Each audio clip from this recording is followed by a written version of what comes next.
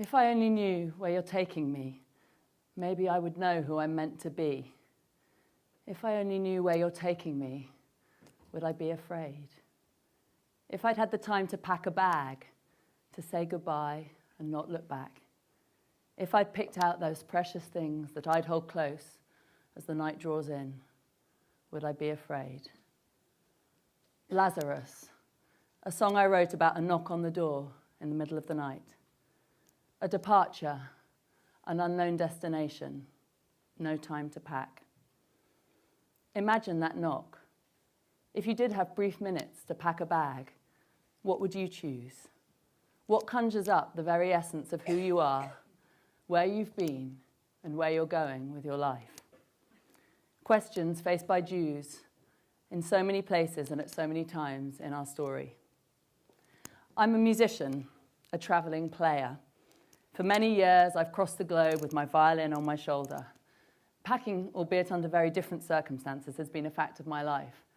Until very recently, that is, when small children have encouraged me to stay closer to home.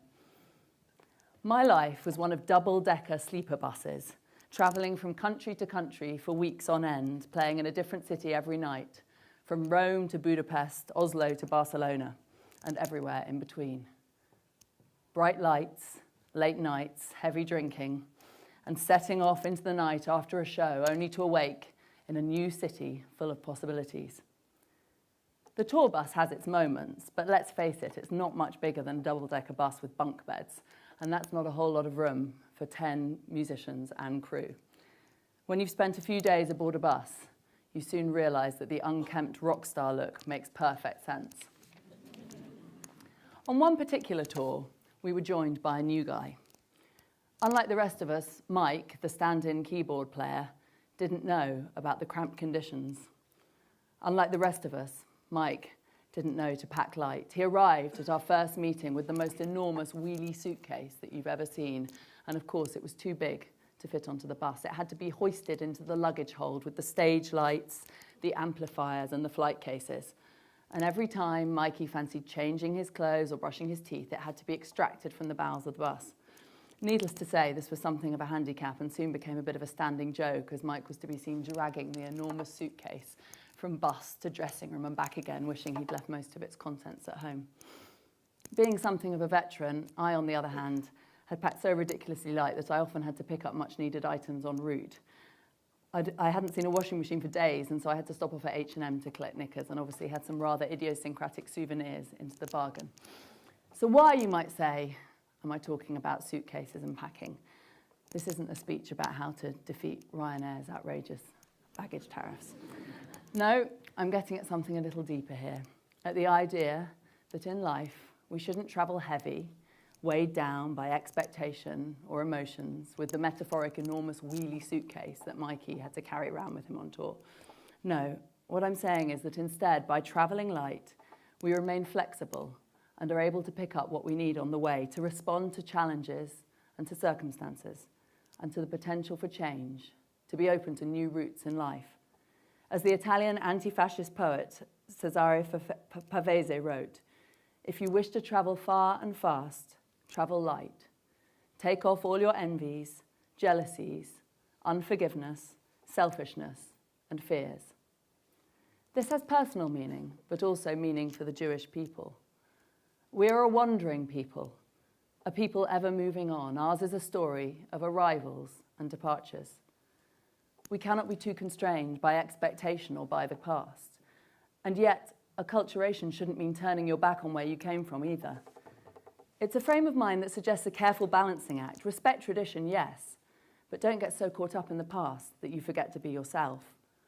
Embody the truth of where you find yourself now. Your journey is as much about where you are as it is about where you came from. It's the balance of the two that is the healthiest thing. Horace Kallen, the American Jewish philosopher who coined the term cultural pluralism, explained it thus: Jews' survival in exile depends on their self-consciousness and their brilliant flexibility to adapt to their circumstances. In short, we Jews have become masters at maintaining a core culture while absorbing what's around us, and it's something that we've always done. From food, think latkes and gefilte fish, to language, Yiddish and Ladino, for example, and even holidays.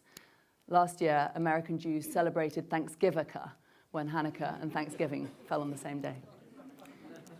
In the shtetl, klezmer musicians travelled light by playing portable instruments like violins, flutes, and small hammered dulcimers that they could carry with them from village to village.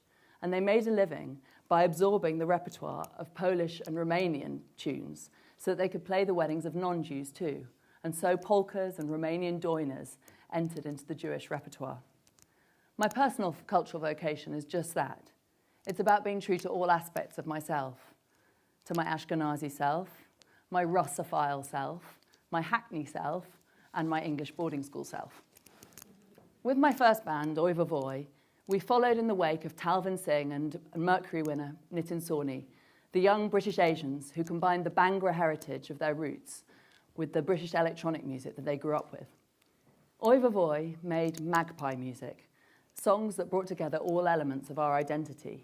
We were young, British, Jewish, Londoners, breakbeat lovers, with a deep-rooted commitment to playing Jewish music in all its authenticity. I spent hour upon hour of research listening to wax cylinder recordings of shtetl violinists learning their intricate ornaments by ear. We travelled to Klez Camp in America to study firsthand with the masters of the klezmer revival movement. But this wasn't about facsimile reproduction of authentic music. Interesting that may be, but it didn't feel relevant to the now. It didn't feel relevant to us. We were passionate about making a sound that felt right for our own time and that reached out beyond the shtetl, that connected with audiences of all faiths and all backgrounds. And so we wrote songs like Gypsy, about Radzinski's room in the heart of Brick Lane, with klezmer clarinet and violin wailing over programmed beats and lyrics rapped by Earl Zinger. This is Jewish music in the truest sense. Or as Frank London of the Klezmatics put it, if a klezmer band plays the lambada, it's still klezmer. Flexibility and freedom are beautiful things. That's why the Jewish people has proved, time and again, an ability to start over and thrive. We must walk with our ears open to the world around us, absorb the technicolor reality of our society free from preconceptions. I believe Antoine de Saint-Exupéry had it right when he said, "He who would travel happily must travel light." So back to the packing. When we think of the Jewish people, we are drawn to images of travel. From Moses leading the Israelites through the Red Sea laden with their worldly goods, and the final exodus from Anatevka, stoic residents with possessions piled high on carts, Torah scroll resting on the rabbi's shoulders, to piles of suitcases on display in Auschwitz. As part of my work as artistic director of the Jewish Music Institute, I recently commissioned composer Jocelyn Pook and director Emma Bernard, along with video artist Dragan Alexic, to create a new multimedia piece, Drawing Life, that tells the story of the Czech Jews deported to Terezin. This piece is based on I Never Saw Another Butterfly, the collection of poems written by the child inmates of the camp. Drawing Life is interesting because it brings us back to what Jewish music is to me. It's about deeply Jewish content, the poems and drawings of Jewish children suffering under the Nazis, very few of whom survived, interpreted by a non-Jewish contemporary classical composer in a performance piece that combines oral testimony with video projections that bring together Nazi propaganda footage, found photographs, and survivor interviews. This is a rich layering technique that is extremely powerful and evocative, bringing to life the experience of 70 years ago, but also the thread of meaning for all of us in our lives today. In our research, when creating the piece, we were fascinated to read that each person deported to Terezin was allowed to bring 50 kilos of luggage for their new life in the model ghetto. But what did they choose? We created a song whose lyrics were made up entirely of the things that people packed to take with them to Terezin. From the practical to the outright flamboyant and romantic, this list included things like mess tin, matches, torch, towel, canteen, candles, butter caramels, crackers, cooking fat, then full-length evening dress, poems of Rimbaud and Verlaine, Goethe's Faust, opera scores, The Bartered Bride, Brundibar, The Marriage of Figaro, The Magic Flute, clarinet, cello, needle and thread. Sardine sausages, soup tin, saucepans, socks and string and a mess tin, matches, candles, torch and hairbrush, toothbrush, toothpick, dressing gown, flannel, and towels. Small bag of toys. One doll. Christmas cake, butter caramels, crackers. Cooking fat. Chips, biscuits. Sheets. Sheet music. 50 kilos per person. 50 kilos. Sardines, sausages, soup, tin, saucepan, socks, and string, and a mess tin, matches, candles, torch, and hairbrush, toothbrush, toothpick, dressing gown, flannel, and towels.